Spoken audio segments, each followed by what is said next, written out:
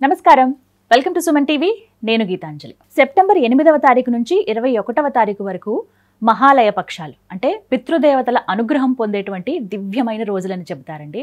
దేవతల కన్నా శక్తివంతులు పితృదేవతలు అంటారు. మనకేమైనా సమస్యలు ఉన్నా, మన నిత్య జీవితంలో మనం ఎదుర్కొంటున్నటువంటి అన్ని సమస్యలకి వారు ఒక పరిష్కార మార్గాన్ని చూపిస్తారు అంటారు. అలాంటి వారి అనుగ్రహం పొందాలంటే ఎన్నో విశేషమైన కార్యక్రమాలు చేయాలి అంటారు.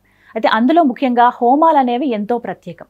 అటువంటి కార్యక్రమాలు నిత్యాగ్ని ఆశ్రమం తరపున శ్రీని గురూజీ గారు నిర్వహిస్తూ ఉన్నారు. శ్రీని గురూజీ గారి గురించి చాలా మందికి తెలిసే ఉంటుందండి. గతంలో నిత్యాగ్ని ఆశ్రమం తరపున మనం వారాహి హోమం కూడా నిర్వహించాము. ఎంత సక్సెస్ అయిందో, అమ్మవారి అనుగ్రహం ఎంతగా పొందామో అందరికీ తెలుసు. కేవలం ఇవే కాదు, ప్రతి ఏడు కూడా విశేషంగా కార్యక్రమాలు చేస్తూ ఉంటారు. మరి ఈ పితృపక్షాల్లో వారు చేస్తున్నటువంటి కార్యక్రమాలు ఏమిటి, ఎక్కడ చేస్తూ ఉన్నారు, ఎవరెవరు ఆ కార్యక్రమంలో పాల్గొనొచ్చు, వీటన్నిటి వివరాలు ఇప్పుడు గురుగారి మాటల్లో విని తెలుసుకుందాం. మనతో పాటు ఉన్నారు నిత్యాగ్ని ఆశ్రమ నిర్వాహకులు శ్రీని గురూజీ గారు. వారితో మాట్లాడదాం. గురుగారు నమస్కారం అండి.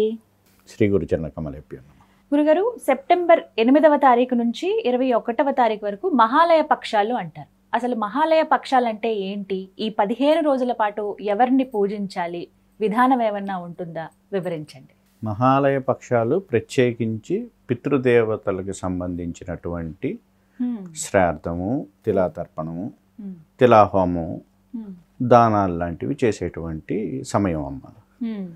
వాస్తవానికి శాస్త్రంలో ప్రతిరోజు పితృదేవతల యొక్క యజ్ఞం చేయమన్నారు. పంచమహాయజ్ఞాలలో పితృయజ్ఞం ప్రతిరోజు చేయాలి. అట్లీస్ట్ ప్రతిరోజు చేయలేని వాళ్ళు అమావాస్య కన్నా గుర్తుంచుకొని చేయాలన్నమాట, ప్రతి నెల. అది కూడా చేయలేని వాళ్ళు సంవత్సరంలో 15 రోజులు, ఒక పక్షం రోజులు పితృదేవతలు భూమి మీద ఉంటారనమాట. ఈ 15 రోజులు వారిని ఖచ్చితంగా మనం తృప్తి చేయాలి. తిలాతర్పణంతోటో, శ్రాద్ధాదులతోటో, లేదంటే హోమాలతోటో, దాన ధర్మాలతోటో వాళ్ళని తృప్తిపరిస్తే వాళ్ళు కూడా మనకి ఆశీర్వదిస్తారనమాట. ఈ 15 రోజులు ప్రత్యేకించి మనకి ఆ పితృదేవతలు ఇచ్చినటువంటి అవకాశం ఇది. దాన్నే మహాలయ పక్షాలు అని అంటారు. ఈ 15 రోజులు అంటే అంత ముఖ్యమైనవి. అవునండి. ఇందాక మీరు అన్నారు ప్రతిరోజు చేయాలి వాస్తవానికి, కానీ అవి కుదరకపోతే అమావాస్యకైనా సరే. అంటే ఈ 15 రోజుల పాటు ఇంకా వేరే ఇతర దేవీ దేవతలు ఎవరి ఆరాధన శాస్త్రం ఏం చెప్పిందంటే, ఈ 15 రోజుల్లో దేవతల కంటే ముందు పితృదేవతలనే స్మరించుకోవాలి, పితృదేవతల పూజ చేయాలి. వాస్తవానికి ఆ రోజుల్లో దేవతా పూజ కూడా విసర్జన చేయొచ్చు, కానీ పితృ పూజను మాత్రం విసర్జన చేయకూడదని చెప్పింది అనమాట. అంత ఇంపార్టెన్స్ ఇచ్చింది అనమాట. అంటే మన శాస్త్రంలో ఉంది వెరీ క్లియర్. పితృదేవతలు అని చెబుతున్నారు కదా గురుగారు, అసలు ఎవరు పితృదేవతలు? వారికి అంత మంచి పేరు ఎందుకు వచ్చింది? వారిని సంవత్సరంలో ఈ 15 రోజుల పాటు ఖచ్చితంగా స్మరించుకోవాలి, పూజించుకోవాలి అని శాస్త్రంలో ఎందుకు చెప్పబడింది? అసలు యాక్చువల్గా మనం గతించిన వాళ్ళందరినీ పితృదేవతలు అంటారమ్మా. అంటే తరాలు అని లెక్కలేదు, అంటే వారిలో ఎన్నో తరాలు ఉంటారు కాబట్టి, అంటే ఎన్నో తరాలుగా గతించిన వాళ్ళని పితృదేవతలు అని అంటారు. వాళ్ళనే వసు, రుద్ర, ఆదిత్య రూపాల్లో మనం పూజ చేస్తాం అనమాట. పూజించడం అంటే తర్పణాదులని, శ్రాద్ధ కర్మల్ని, లేదంటే వాళ్ళకి తిలాహోమాలను చేసేటువంటి ప్రక్రియని, వాళ్ళని తృప్తిపరిచే విధానం అనమాట. అయితే వాస్తవానికి అసలు పితృదేవతలు అనేవాళ్ళు మనకి దేవతల్లో 2 రకాల దేవతలు ఉన్నారు. ఆది దేవతలు, కర్మదేవతలు అని ఉంటారు. ఆది దేవతలు అంటే సృష్టి స్టార్టింగ్లోనే ఉన్నటువంటి దేవతలు. వాళ్ళు సృష్టికర్తలు అన్నమాట, సృష్టిని నిర్వహించేటువంటి దేవతలు. ఆ దేవతల యొక్క పుత్రులు పితృదేవతలు. వారు అమూర్తులుగాను మూర్తులుగాను ఉంటారు. నాన్ కార్పోరియల్గాను కార్పోరియల్గాను ఉంటారు. అమూర్తులుగా అంటే ఏ శక్తి రూపంలో ఉంటారు, మూర్తులుగా అంటే కనిపించే విధంగా ఉంటారన్నమాట. వాళ్ళు 4 ఉంటారు. మిగతా వాళ్ళు అమూర్తులుగా ఉండేవాళ్ళు 3 ఉంటారు అన్నమాట. వాళ్ళు విరాజులు, బర్హిషదులు, అగ్నిశ్వాతులు, యమ, సోమప, వీరందరూ అన్నమాట. వీరు ఈ పితృలోకం, ఈ డిపార్ట్మెంట్ అని అనుకుంటే ఆ పితృలోకాన్ని ఆర్గనైజ్ చేసేటువంటి దేవతలు అన్నమాట. అంటే ఎవరైనా గతించినా కూడా నెక్స్ట్ జన్మ ఏం తీసుకోవాలి, ఆ DNA హ్యాండ్లింగ్ చేసేటువంటి దేవతలు. అంతా వారి చేతుల్లోనే ఉంటుంది. మనం ఏదైతే ఈ పితృకర్మలు ఆచరిస్తామో ఈ ఎనర్జీస్ అన్నీ వాళ్ళు స్టోర్ చేసి పెట్టుంటారనమాట. ఇప్పుడు సపోజ్ మనం నా తండ్రి గారో లేకపోతే నా తాతగారో మోక్షాన్ని పొందారనుకోండి, అప్పుడు నేను చేసిన పూజ వ్యర్థం అవుతుందని మనకు అనిపిస్తుంది అనమాట. కానీ అది రేపొద్దున నాకు ఉపయోగపడుతుంది. నేను గతించిన తర్వాత ఇలా ఉంటుందన్నమాట. సో ఆ ఎనర్జీస్ని హ్యాండిల్ చేసి నెక్స్ట్ ఏ జన్మ ఇవ్వాలి, ఉత్తమ జన్మ ఇవ్వాలా లేదు వీరు చేసినటువంటి పాపుణ్యాలకి ఏ జన్మ ఇవ్వాలని ఆ DNA హ్యాండ్లింగ్ చేసేటువంటి దేవతలు వీళ్ళు. వారి చేతిలో ఉంటుంది అదంతా. అయితే ఇప్పుడు సాధారణంగా దేవుణ్ణి కదండి పూజిస్తాము. ఇప్పుడు సంతానానికే ఉదాహరణకి తీసుకున్నాం. ఎంతమంది ఆ భాగ్యం లేక ఇబ్బంది పడుతున్నారు. వారందరూ కూడా దైవనామస్మరణ చేస్తూ ఉంటారు. ఇలా పుట్టలో పాలు పోయటం కానీ, ప్రత్యేకించి సుబ్రహ్మణ్య స్వామి ఆరాధన చేయటం కానీ ఇలా చూస్తూ ఉంటాం కదా సంతానం కోసం అని చెప్పి. అంటే ఈ అనుగ్రహం అంతా కూడా పితృదేవతలు ఇచ్చేవే. అవునండి. ఇది దేవతలకి మనుష్యులకే కాకుండా ప్రకృతిలో ఉన్నటువంటి అన్ని జీవరాశులకి వారు సంతానోత్పత్తికి సంబంధించినటువంటి అనుగ్రహాన్ని ప్రసాదించేది పితృదేవతలే. అందుకని పితృదేవతలు అని అంటారు. ఒక వ్యక్తి తన పాపపుణ్యాన్ని అనుసరించి జంతు జన్మ ఎత్తాడనుకోండి, ఆ జంతు జన్మలో కావాల్సిన పోషణ ఇచ్చేది కూడా వీళ్ళేనమాట. అందుకే వీరిలో సోముడనే అతను కూడా ఒక పితృదేవతగా ఉంటాడు. సోమరసం అంటారు కదా, అది పితృదేవతలకి అమృతం, మనుషులకి మామూలుగా ఆహారం, జంతువులకి ఏదో గడ్డి ఆహారంగా ఉంటుంది. ఆ రూపంలో ఆహారాన్ని ఇచ్చేటువంటి సస్యదేవతలు కూడా అన్నమాట.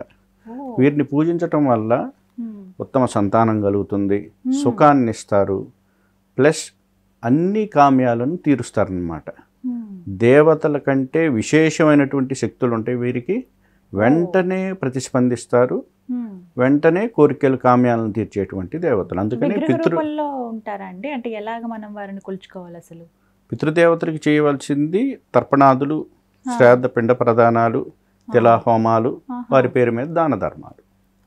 ఇలా ప్రసన్నం చేసుకోవచ్చు అంతే. రూపం అంటే ఏముండదు, మన పెద్దల రూపమే. పెద్దలను కొలుచుకోవటం వల్ల ఆ పెద్దలను కొలుచుకున్న దాన్ని వారు స్వీకరిస్తారు అన్నమాట. ఎగ్జాక్ట్గా మన పెద్దలే తీసుకుంటారని కాదు అది. అదే ఇంతకు ముందు చెప్పిన ఎగ్జాంపుల్ ప్రకారం మా తాతగారు ఆల్రెడీ మోక్షాన్ని పొంది ఉన్నారు అనుకోండి, ఎలా తీసుకుంటారు? మీరు ఇచ్చినటువంటి ఆ పిండ ప్రదానాన్ని ఎలా స్వీకరిస్తారంటే, గ్రహించేది వారు. గ్రహించి దాన్ని ఎవరికి ఏ గతుల్లో ఉన్నారో ఆ గతులకి పంపించేది ఆ శక్తిని వారే అన్నమాట. ఎడిషనల్గా ఉంటే స్టోర్ చేసి రేపొద్దున మనకు ఉపయోగపడుతుంది. గురుగారు, సాధారణంగా పితృదేవతలు అంటే మనకి సంబంధించి పితృదేవతలని మనం కొలుస్తున్నాము, ఇలా మీరు ప్రతిదినం వారిని ఆరాధించాలని చెప్తూ ఉన్నారు. మన వరకు ఓకే, కానీ దేవతలకు కూడా వారు పితృదేవతలు అని అంటున్నారు. అందులోనూ వాళ్ళు చాలా శక్తివంతమైన వాళ్ళని కూడా చెప్తూ ఉంటారు. ఇప్పుడు ఎందుకండి? కారణాలు ఏంటి? మన శాస్త్రం ఏం చెప్తుంది? వీరికి సంబంధించి ఏమైనా ఆధారాలు ఉన్నాయా అంటే? అవునండి. ఇప్పుడు మనకి ఇంత ముందుగా మాట్లాడుకున్నాం, దేవతల్లో 2 రకాలు ఉంటారు అని. ఆది దేవతలు, సృష్టి ఆరంభంలో ఉద్భవించిన దేవతలు, వారు ఏం చేస్తారంటే ఈ సృష్టి ప్రక్రియను చూస్తారనమాట. అదేవిధంగా కర్మదేవతలు ఉంటారు. మనం పుణ్యఫలాన్ని ఏదన్నా ఆచరించామనుకోండి, నెక్స్ట్ జన్మలో దేవతగా కూడా అవ్వచ్చు అనమాట. మనుషులు కూడా దేవతలు అవ్వచ్చు. మళ్ళీ అక్కడ ఆ కర్మఫలం, పుణ్యఫలం వెళ్ళిపోయిందనుకోండి, మళ్ళీ మనుషులుగా జన్మిస్తాం అన్నమాట.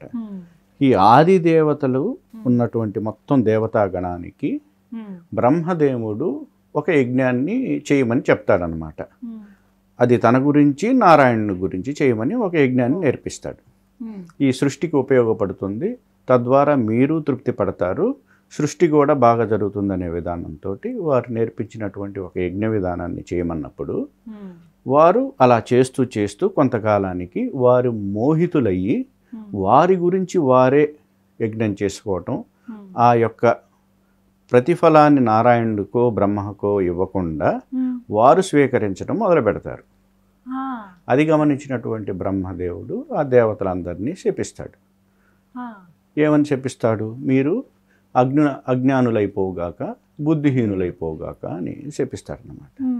ఎప్పుడైతే చాలా ముఖ్యం కదా, జ్ఞానం అనేది చాలా ముఖ్యం కదా, ఆ విధంగా మోహితులయ్యి అజ్ఞాన భ్రష్టులైపోయి బుద్ధిహీనులైపోయి వారు చింతిస్తూ వారు చేసిన తప్పు అర్థం చేసుకొని మళ్ళీ బ్రహ్మదేవుడి దగ్గరికి వెళ్ళి, మేము చేసింది తప్పు, మీరు చెప్పిన విధంగా చేయకుండా దాన్ని మేము మోహితులై ఈ విధంగా చేశాము, మాకు ప్రాయశ్చిత్తం ఏదన్నా ఉంటే చెప్పండి అని బ్రహ్మదేవుడిని అడుగుతారు. అప్పుడు బ్రహ్మదేవుడు ఏమంటారంటే, మీ పుత్రుల దగ్గరికి వెళ్ళి జ్ఞానాన్ని పొందండి అంటారు. వాళ్ళ పిల్లలే పితృదేవతలు, దేవతల యొక్క పిల్లలు పితృదేవతలు. కొడుకుల దగ్గరికి వెళ్ళి మీరు జ్ఞానాన్ని పొందండి అని. అని చెప్తారు. అది ఒక పనిష్మెంట్ లాంటిది అనమాట అనుకోండి. అంతే కదా, సరే. తండ్రి వచ్చి పిల్లల దగ్గర అంటే. సరే, వారి దగ్గరికి వెళ్ళి వారు జ్ఞానాన్ని పొందుతారు. పితృదేవతలు వారికి తిరిగి బ్రహ్మజ్ఞానాన్ని ఉపదేశించి అంతా అయిపోయిన తర్వాత పుత్రులారా వెళ్ళిరండి అని అంటారు. ఎవరు? వాళ్ళ కొడుకులు తండ్రుల్ని పుత్రులారా వెళ్ళిరండి అని అంటారు. ఇదేంటి వాళ్ళకి అర్థం కాదనమాట. మా బిడ్డలు మమ్మల్ని పుత్రులారా అంటున్నారేంటి అని వాళ్ళనే అడిగితే మళ్ళీ ఏ దోషం వచ్చిద్దో ఏంటో అని మళ్ళీ పోయి బ్రహ్మదేవుడి దగ్గరికి వెళ్ళి అడుగుతారనమాట. మమ్మల్ని ఇలా అన్నారు, ఏంటి దీంట్లో ఆంతర్యం ఏంటి అని అంటే, ఎప్పుడైతే మీకు బ్రహ్మజ్ఞానాన్ని వాళ్ళు ప్రసాదించారో వారు మీకు గురువుతో సమానం. గురువు అంటే తండ్రితో సమానం. కాబట్టి వారు అన్నమాట కరెక్టేను. మీరు పరస్పరం పుత్రులు మరియు తండ్రులు కాబట్టి ఇబ్బంది ఏం లేదు, మీరు కూడా వారిని పూజించండి అని బ్రహ్మదేవుడు చెప్తాడు. అప్పటి నుంచి వారు కూడా దేవతలకు కూడా పితృదేవతలు కాబట్టి వారు కూడా ఈ పితృదేవతలను పూజిస్తారన్నమాట. ఆ క్రమంలోనే ప్రజాపతి అయినటువంటి రుచి కూడా పితృదేవతల మీద ఒక సూక్తాన్ని రచించాడు.